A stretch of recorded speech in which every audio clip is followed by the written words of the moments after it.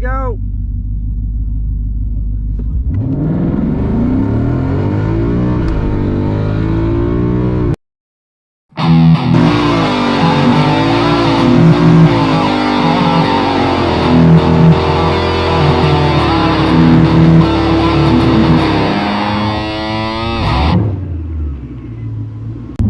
What is up, everybody? Welcome back to VogelStang. Thanks for checking out this video. I hope you're having a fantastic day. So, we have some stuff to talk about. Yes, we made another trip to the track with the drag radials, and I have some results. So before I want to get into the results, I want to give a little background to those who are new. If you're just subscribing and you're interested to know a little background story, try and go through it real quick like.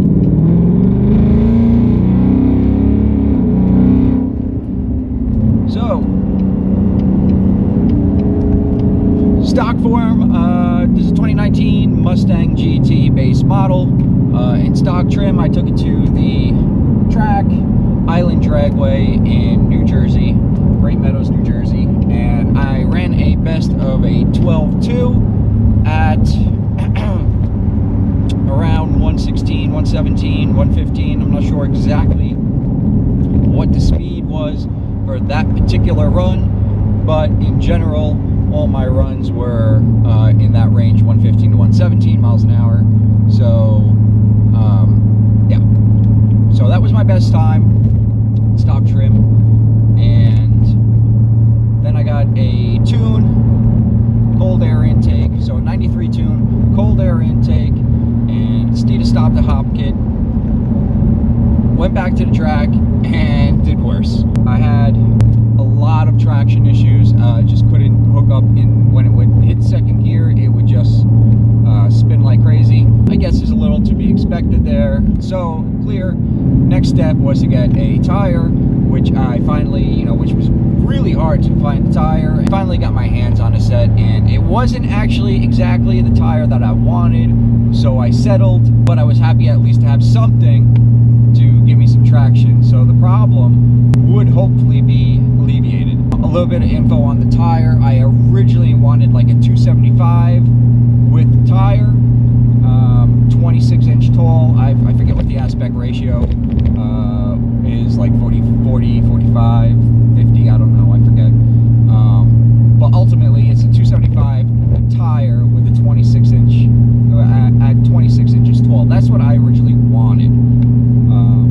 I could only find a 305 wide tire that's 28 inches tall. Now, mind you, this is I feel like that was probably overkill for my setup, right? So I really wanted a smaller tire, smaller diameter with the rear gears. I think they're just a stock 315s in here, right? So that would actually, a smaller tire would give me a little bit, kind of simulate a higher gear.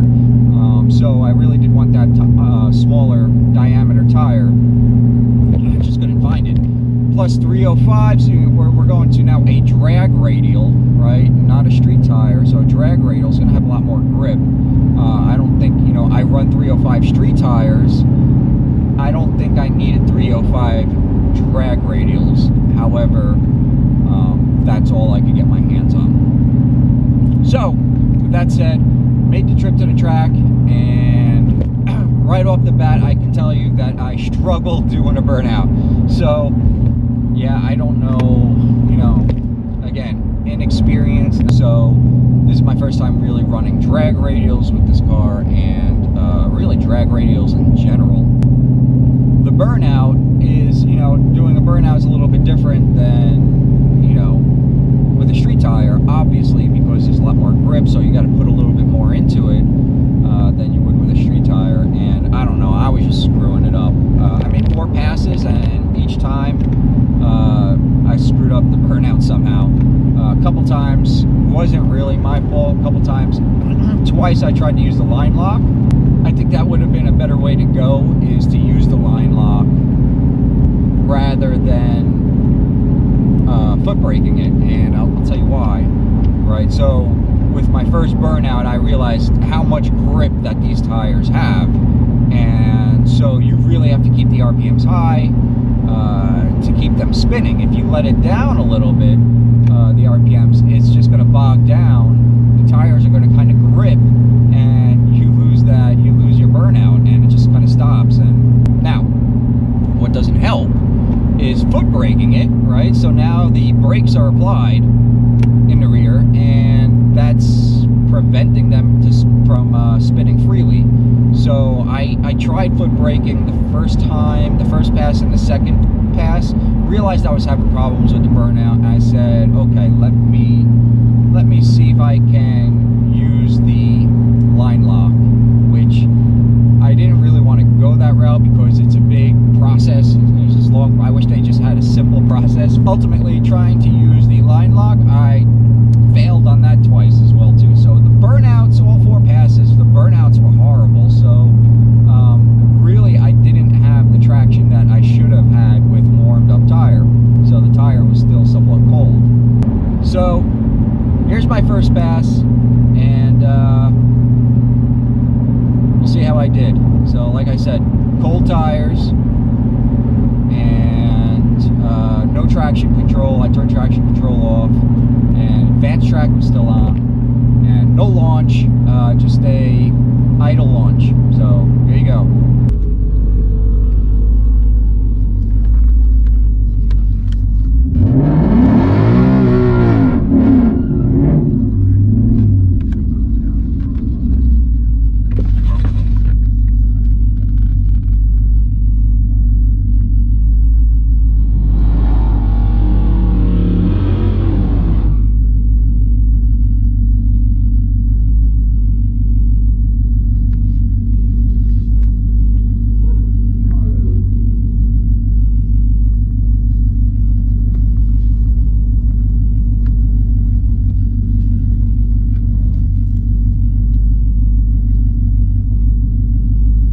Here we go.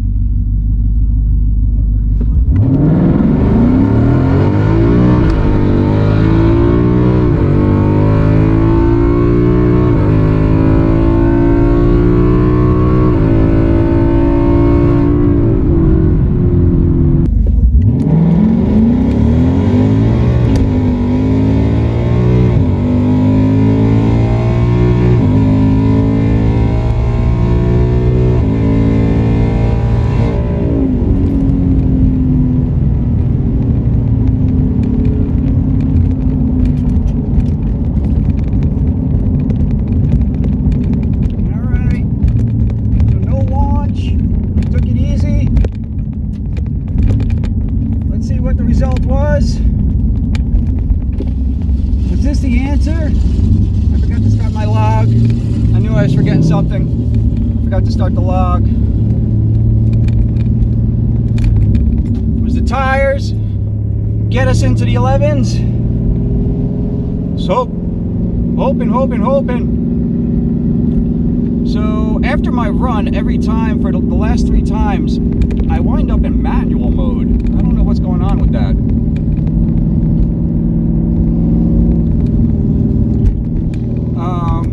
I think I need to heat the tires up more. I kind of failed on the Burnout.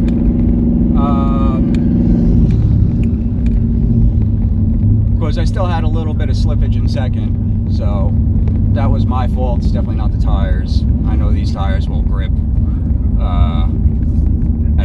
with my power level and way above it, so thank you. Oh yeah, 11.926. Woo! 11.926. That was the name of the game. Tires. Oh, I'm so excited. That was all about the tires. I knew it was the tires. That's what we came to do, and we did it. Oh, yes. I am absolutely excited. And that was without a launch. That's not even a launch, okay? And we're doing 11.926 at 120.87. That was the, Tires. Now I feel so much better about the cold air intake and the tune. Oh, and I know that there's still more. I don't think 11.9 is the best time. I can feel it. There was definitely something. There was definitely a little bit more grip to be had. A little bit more launch, or not a little bit more, just launch in general. So cold air intake, 93 Palm Beach dyno tune. I got the Steeda Stop the Hop kit, and that is it. That's it to get into the 11s. Granted, I know there are some Mustangs that run 11.9 stock, but I'm so happy that I got these tires and got them mounted and put on and everything. What a difference it makes. So, ooh, is there like a bug in my jacket or something? I feel like there's a bug in my jacket.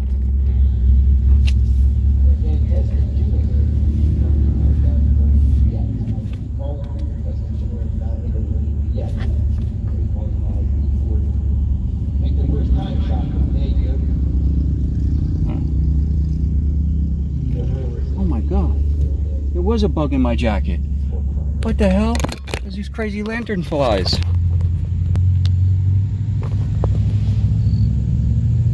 Look at this. This was in my sleeve.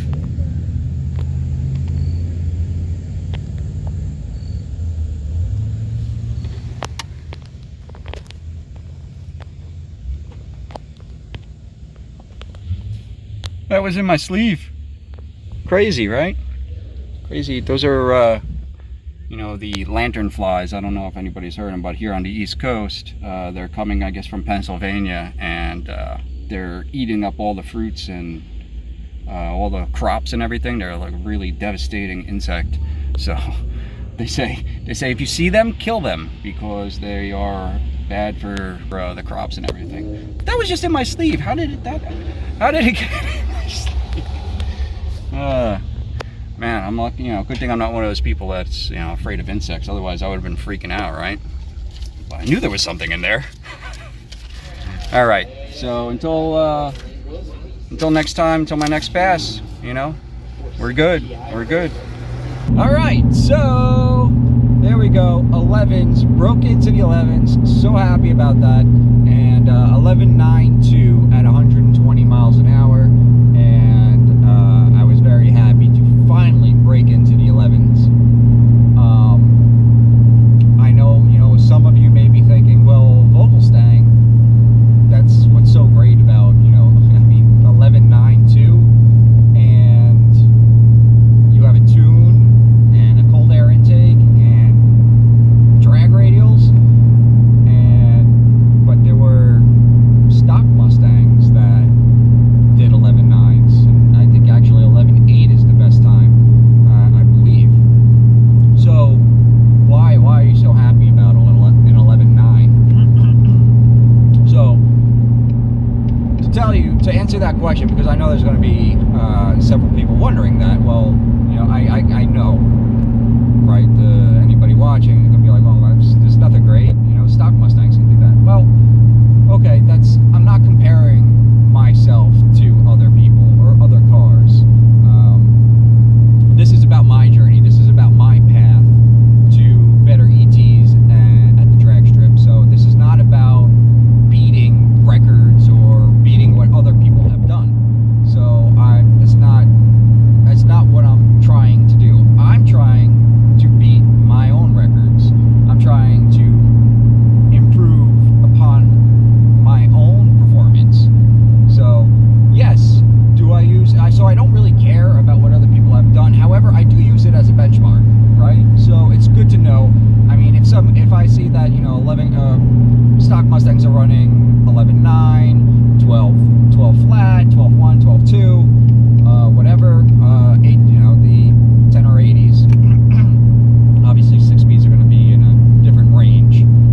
And if I was to run a 12.5 or high 12s, you know, almost a second slower or something, then, you know what, then I'll be like, okay, maybe I'm doing something wrong. Maybe I'm not doing something right. Maybe I should look into what's wrong with, you know, driver. But being that I ran 12.2 stock, and the best time for a stock Mustang is 11.8, I'll take that, you know, because I'm not an experienced driver. I'm not playing around with the air pressure too much of the tires. I don't know exactly what to do to dial in this car to get it so it runs, you know, under 12 in stock trim. That's just me, you know. I don't have that experience. Other people, you know, when they ran 11.9 or 11.8, you know, maybe all the stars were aligned and the gods were with them, you know, and you know, the track was prepped perfectly, the tires were set perfectly, the tire pressure was set perfectly, the weather was perfect. So many different variables that come into play with being able to get into those numbers. So me being you know, getting a 12.2, I'm okay with that. Doing the modifications that I did and knocking almost 0.4 of a second off of that time, I'm happy with that. So that's where I'm coming from when it comes to my performance times and compared to everybody else's. I don't really, you know, I take that with a grain of salt. Like I said, it's a benchmark, it's something to compare against. Alright guys, so I'm going to cut this video short here because it's already running pretty long. I'm already at the 15-minute mark. I'm in the middle of editing right now, and it's already too long, I feel. So I could easily go on for another 15 minutes about this day at the track and make this a 30-minute video, which I do not want to do. So I'm going to break it up into two parts. I will tell you now that that was my best pass of the day, the 11.92. I didn't see 11s again for the rest of the day. I made 3 more passes, but there's some discussion that I want to have about those 3 passes and just talk about basically the way that the staging lanes are set up, and the way that there's some stuff that they do for cars that are running street tires versus drag radials. So you know, there's some stuff I want to talk about, and I'll do that in the next video. And what's next? So the next thing will be, and I think we can't waste any time here. We gotta kind of move on this one because we're getting to the end of the season and there's not too much time left. Probably only like 2 or 3 weekends left of drag racing, maybe 4. So we'll see.